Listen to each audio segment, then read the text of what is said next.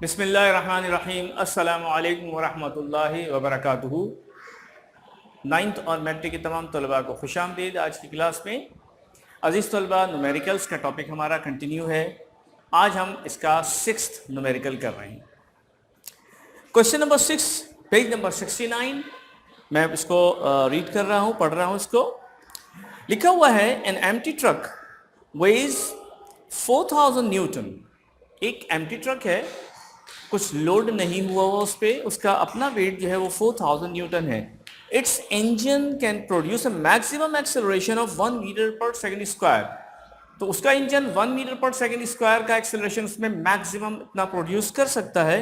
If the truck is loaded with 2000 newton, उसके ऊपर कुछ लोड डाल दिया 2000 न्यूटन का, डेफिनेटली वो 4000 प्लस 2000 मिला के 6000 का लोड उसके ऊपर हो गया।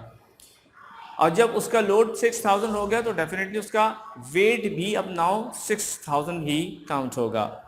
Find the maximum acceleration the engine can produce. इसको जरा हम डेटा वाइज देखें। इसका जो हमने डेटा यहां पर बनाया है इसमें दो सिचुएशंस हैं, एक ये है और एक ये है। For unloaded truck, for loaded truck.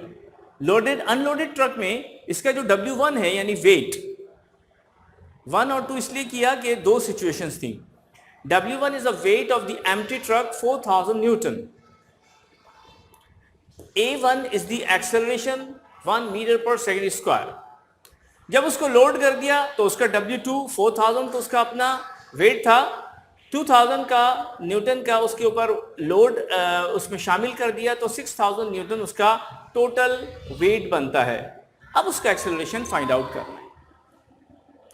अच्छा, ये जो सिचुएशन है इस क्वेश्चन की यहां पर हमने डायग्रामेटिकली यहां पर शो की हुई है। ये देखिए एक बॉक्स जिसे हमने एम्प्टी ट्रक कहा है, ये एम्प्टी ट्रक है, अनलोडेड ट्रक है, ठीक है। इसमें एक उसका अपना इंजन है, जो इंजन फोर्स उसके ऊपर लगाता है तो उससे जो एक्सेलरेशन A1 प्रोड्यूस होता है वो है 1 मीटर पर सेकेंड स्क्वायर, और उसका जो अपना वेट है W1 दैट इज 4000 न्यूटन। अच्छा, जब उसके ऊपर हमने लोड शामिल कर दिया तो अब उसका W2 यानी वेट टोटल बन गया 6000 न्यूटन, जैसे हमने यहां डेटा में अभी लिखा दोनों को ऐड करके। अब उसका जो एक्सेलरेशन है वो फाइंड आउट करना है। अब यहां पे समझने वाली जो बातें हैं उनमें एक बात यह है कि ट्रक का इंजन जो अनलोडेड में अप्लाई हो रहा था, जो फोर्स लगा रहा था, वही इंजन लोडेड ट्रक को भी एक्सेलरेट करेगा। यानी इसका मतलब यह हुआ कि इंजन चेंज नहीं हुआ, या इंजन में हमने कोई एनहांसमेंट नहीं की, कोई इंप्रूवमेंट नहीं की, कोई एक्स्ट्रा इंजन अप्लाई नहीं हुआ, बल्कि इंजन जो यहां पर एम्प्टी ट्रक को एक्सेलरेट कर रहा था अभी भी वही इंजन इसको एक्सेलरेट करेगा। ये पहला पॉइंट हो गया जो समझने वाला है। ठीक हो गया, इसमें कोई एक्स्ट्रा फोर्स नहीं लगनी। अच्छा, दूसरी बात यह है कि ये हमें वेट W1 जो दिया हुआ है 4000 न्यूटन, सबसे पहला काम हम ये करेंगे कि इसका मास निकालेंगे, ठीक है। क्योंकि हमें यहां पर फोर्स W, वेट और एक्सेलरेशन का आपस में एक रिलेशनशिप देखना है कि वो उसका हमारे पास जो है वो मास कितना बनता है। तो आइए इसको शुरू करते हैं। Solution: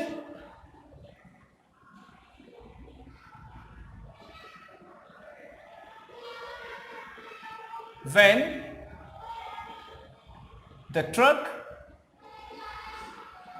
is empty, empty unloaded एक ही बात होती है, ठीक है। अच्छा, we know that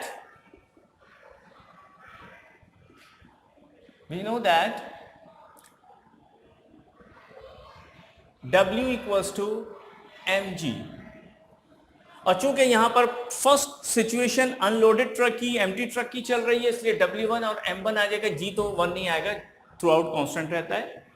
W1 हमें दिया हुआ है 4000 न्यूटन, M1 हमें मालूम करना है और G की वैल्यू होती है 10, ठीक है। अच्छा, अब यहां पर क्या हुआ कि जब इसको क्रॉस मल्टीप्लाई करेंगे तो 4000 divided by 10 equals to m1, cancel हो गया। Therefore m1 equals to 400 kilogram, 400 kilogram ये आ गया। ये 400 किलोग्राम हमने क्यों निकाला? बेसिकली हम ये इंजन की फोर्स मालूम करना चाह रहे हैं, इंजन की फोर्स मालूम करना चाह रहे हैं। डेफिनेटली वो एफ ही है हमारे पास, वो हम फाइंड आउट करना चाह रहे हैं ताकि हमें पता चले कि इंजन कितनी फोर्स लगा रहा है। वजह उसकी ये है कि ये दोनों फोर्सेस सेम होंगी। हम इस सिचुएशन में इंजन की फोर्स फाइंड आउट कर लेंगे और फिर इस सिचुएशन में उसको अप्लाई कर देंगे। ये हमारा मोटिव है, ये हमारा प्रोसेस है जो इस क्वेश्चन में हमें करना है। तो अब हम यहां पर फाइंड आउट करते हैं इंजन की फोर्स, ठीक है। For engine force F is equal to M A, F is equal to M A. क्या मुझे यूं करना चाहिए कि F1 M1 A1? Yes no?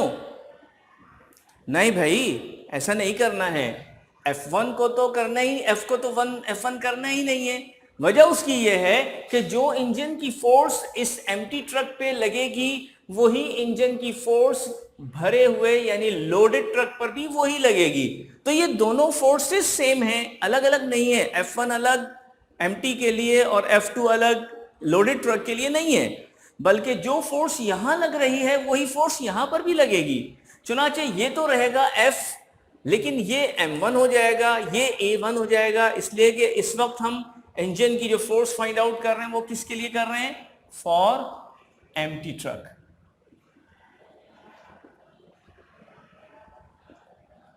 ठीक है, फॉर एम्प्टी ट्रक। वैसे हमने यहां पर लिख भी दिया था कि ट्रक इज एम्प्टी, लेकिन चले कोई बात नहीं। F is equal to M1 A1। अब M1 हमने निकाल लिया 400, A1 हमें दिया हुआ है 1 मीटर पर सेकेंड स्क्वायर, तो कितना बन गया ये? 400। और चूंकि ये F की वैल्यू हमारे पास 400 आ रही है, फोर्स इज फोर्स का यूनिट क्या होता है? न्यूटन होता है। तो ये हमारे पास ये वो फोर्स आ गई जो इंजन लगा रहा है। अब इंजन चाहे खाली ट्रक पर लगाए चाहे वो लोडेड ट्रक पर लगाए, लेकिन वो फोर्स कितनी होगी? वो इतनी होगी। आधा न्यूमेरिकल सॉल्व हो गया। अब हम आते हैं लोडेड ट्रक पर। यहां पर कर लेते हैं इसको हम।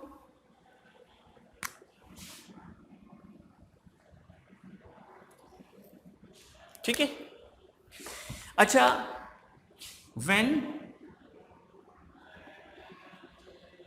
truck is loaded,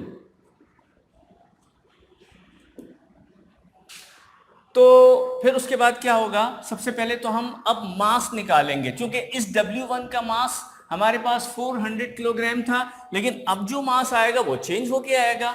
again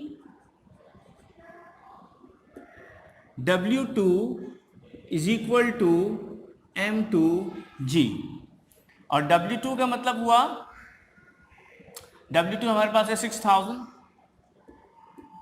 equals to M2 find out करना है, और G की वैल्यू 10 हो गई। लाके नीचे डिवाइड कर दें, 6000 divided by 10 equals to M2, ये कैंसिल हो गया। Therefore M2 equals to 600 kilogram. ये हमारे पास क्या चीज आ गई?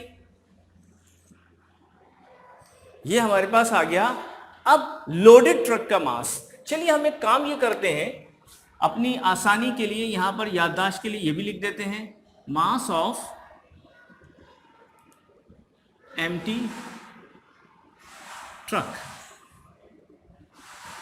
ठीक है, और यहां पर हम लिख देते हैं मास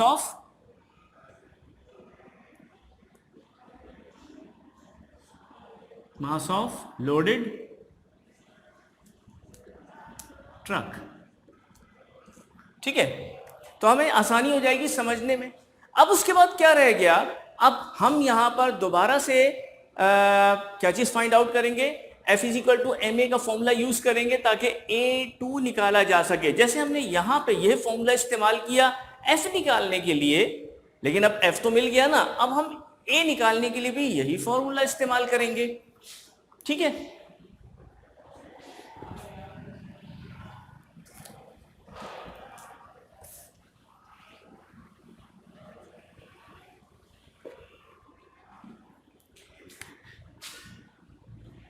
for acceleration of loaded truck,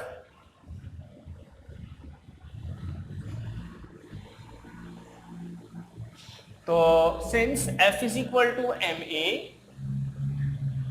f2 तो नहीं होगा, बिल्कुल नहीं होगा, चूंकि ये इसका f और इसका f दोनों की वैल्यू सेम है, f1 f2 नहीं होगा, वो भी f है ये भी f है। अब हम सेकंड सिचुएशन पे काम कर रहे हैं, तो f की वैल्यू तो हमने निकाल ली थी 400, m की, अच्छा हाँ सॉरी, एक चीज यहां पर है कि ये m2 a2 आएगा, जैसे यहां पर m1 a1 आएगा, इसमें यहां m2 a2 आएगा। m2 की वैल्यू हमने निकाली है 600 मल्टीप्लाई बाय a2, मल्टीप्लाई हो रहा है, नीचे लाके डिवाइड में चला जाएगा, तो डिवाइड करेगा 600 से, ये बन जाएगा, जरा चेक करते हैं कि क्या बनता है, 4/6 बना ना ये, 4 डिवाइडेड बाय 6, 0.6666। ठीक है, तो therefore A2 is equal to 0.66, और चूंकि ये रिकरिंग नंबर है इसलिए हम इसको यहां पे 7 करके इसको राउंड ऑफ कर देते हैं। अब A की वैल्यू, इसका जो यूनिट होता है मीटर पर सेकंड स्क्वायर, ये हमारा फाइनल आंसर था। ठीक है, अच्छा देखिए, ये एक पूरा क्वेश्चन बड़ा क्वेश्चन है, इस पे कई कॉन्सेप्ट्स आए हैं, और इन तमाम कॉन्सेप्ट्स को क्लियर करके जब तक आप नहीं इस प्रॉब्लम को करेंगे तो रट्टा लगाने से ये सॉल्व नहीं होगा। मैं अभी इसको एक दफा रिव्यू कर रहा हूं, आप गौर से इसको सुन लीजिएगा। ठीक है, ये हमारा आंसर आ गया।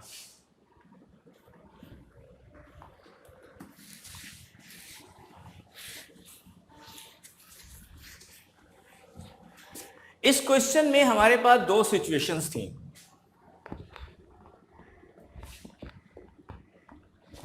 एक सिचुएशन थी हमारे पास एम्प्टी ट्रक, एक थी लोडेड ट्रक। ठीक है, एम्प्टी ट्रक का हमने सबसे पहले क्या किया, W1 is equal to M1G की मदद से हमने क्या निकाला, मास निकाल लिया। ठीक है, मास हमारे पास कितना आया था, मास हमारे पास आया था 400 किलोग्राम।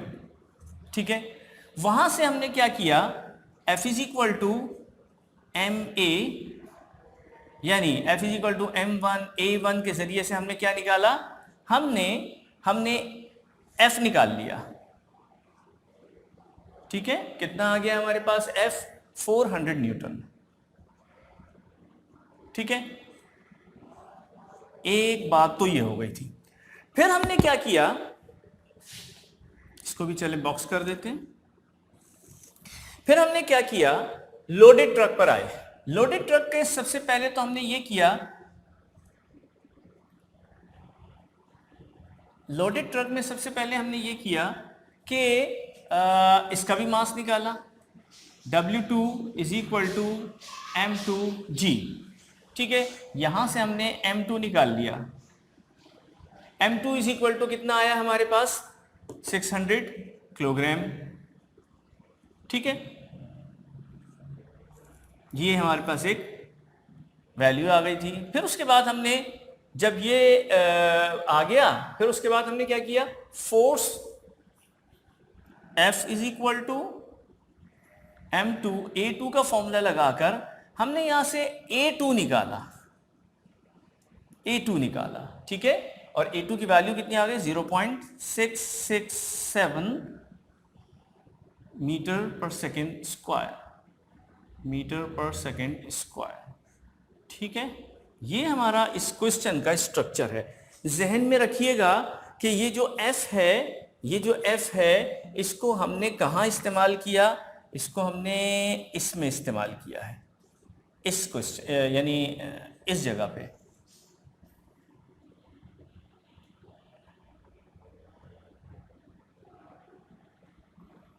यहां पे हमने इसको इस्तेमाल किया है, इस f को। तो कहने का मतलब ये हुआ कि हमें f is equal to ma के जरिए से a मिलना था, लेकिन m2 तो चलिए हमें मिल जाएगा इस w2 से, लेकिन f नहीं था। इस f के लिए हमने इस एम्प्टी ट्रक की सारी सिचुएशन से पहले तो w से m निकाला, फिर m से हमने f निकाला, इस f को उठा के यहां पुट किया कर दिया, और यहां से जो m2 निकाला था वो भी पुट कर दिया। तो बुनियादी फॉर्मूला तो ये है, इसमें m2 यहां से आया है लोडेड ट्रक के जरिए से। ठीक है, ये जो m2 आया है ये लोडेड ट्रक के जरिए से आया है। ठीक है, और ये जो a2 तो हमने यहां पर निकाल लिया, जो f आया है वो यहां से आया है। ठीक है, तो ये एक सिचुएशन है जिसको हम इस स्ट्रक्चर के जरिए से इस क्वेश्चन को भी समझ सकते हैं। मुझे उम्मीद है कि ये क्वेश्चन अच्छी तरीके से आपकी समझ में आ गया होगा। आइंदा के लिए इजाज़त दीजिए। आज इस लेक्चर में यही एक न्यूमेरिकल हम सॉल्व कर सके हैं, इसी में अच्छा खासा हमारा टाइम लग गया। फिर इंशाल्लाह आइंदा आपके लिए फिर हाजिर होंगे। उस वक्त तक के लिए इजाज़त। हमारे 2 प्रॉब्लम्स और इसमें रह गए हैं, तो इंशाल्लाह नेक्स्ट में इसको देखेंगे। अस्सलामु अलैकुम व रहमतुल्लाहि व बरकातहू।